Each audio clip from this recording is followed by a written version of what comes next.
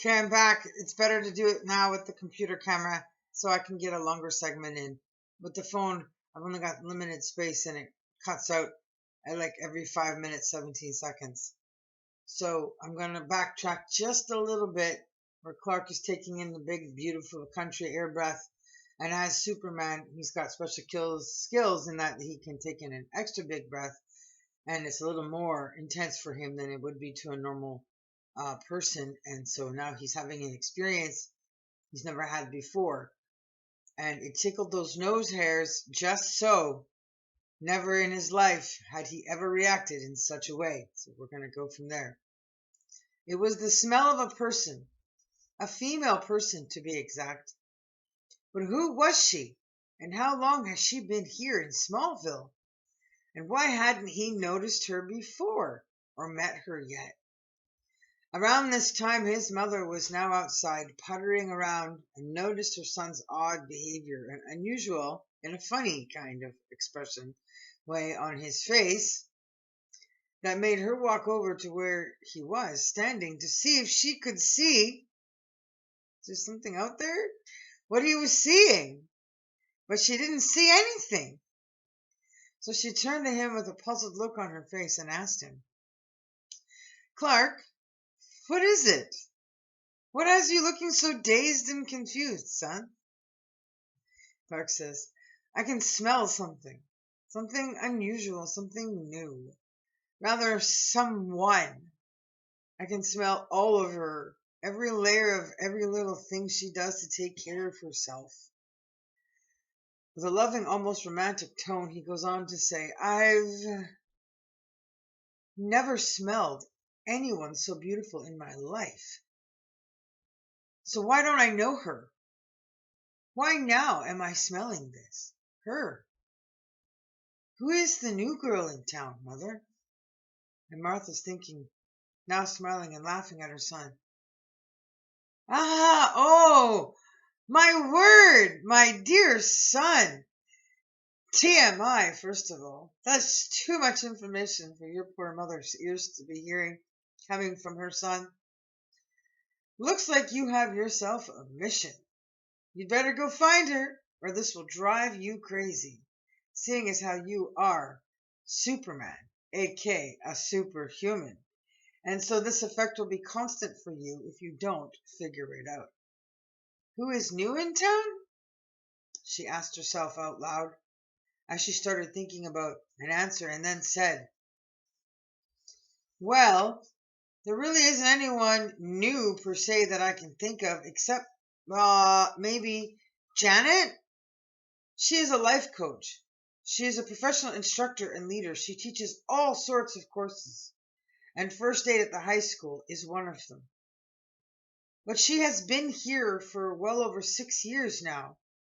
So to the town folk, they don't exactly consider her new anymore.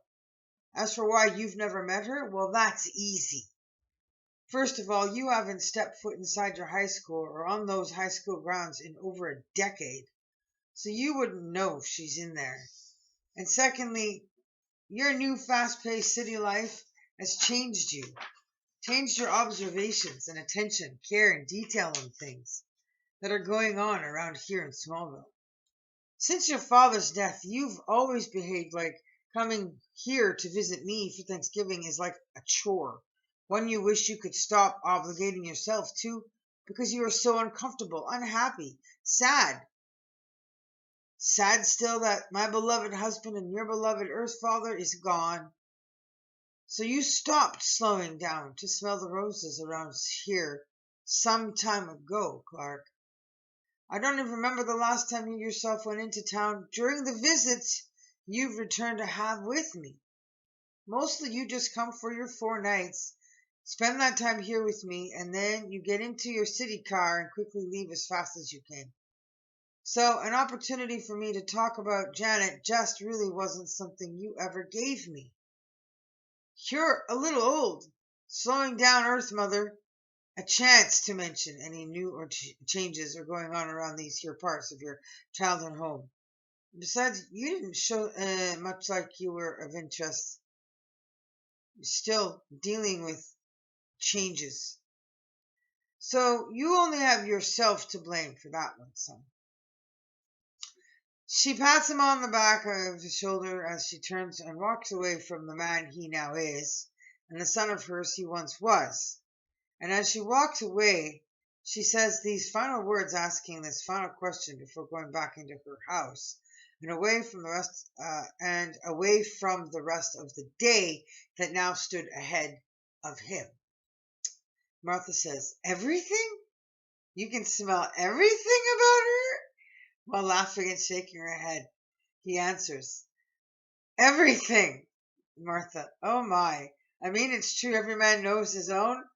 That smell, it's part of how they know they've found their wife, the absolute right one. Where do you think all those jokes from men talking about how good or horrible their wife's quiche, or any quiche is for that matter, comes from?" And they both laugh hard now at the quiche comment. Even your father knew that smell, that it was the right one for him. He knew on that very first test that I passed that day that he was going to make me his wife. And we certainly didn't rush into marriage. Somehow, once he got all that animal senses and food stuff out of the way, he no longer felt concerned, worried, or threatened about time and the risk of losing me, having someone pull me away, because he knew that smell, and he said it out loud to himself, "Oh, that's mine." I don't think he ever stopped smiling from that day forward until the day we both lost him. And you've been through a few relationships that have all promptly failed, so maybe all those stories and words of wisdoms from men in the past, still now talked about and shared today, has more truth and common sense and actual reality to it. After all, son,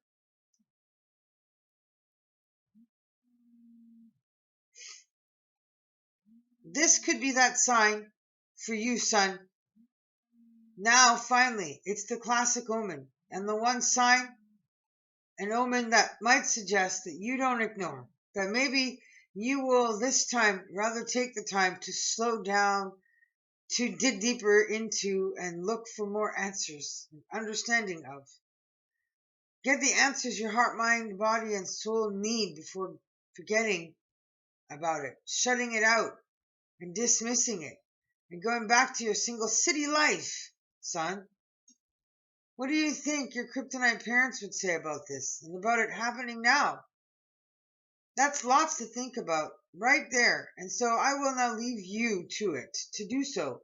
Think all about it and decide what that means and where that should and is supposed to take you and your life now. Clark shaking his head, repeating words his mother said, and thinking about it all. Quiche. Yuck. Can't stand the stuff. No woman has ever been able to make that in a way that's good enough so that I can eat it. Ugh. So you're saying that quiche is the reason for why all men relationships have failed? An omen?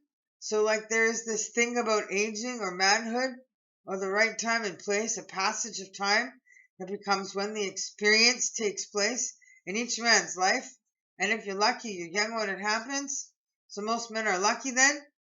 But I'm not so lucky. I've had to wait till I've reached my 40s to experience that rite of passage and stage that takes place for all men. So I must have been doing something wrong somewhere in my earlier years, if my superhuman sensitivities and qualities never ran into this experience before prior to now.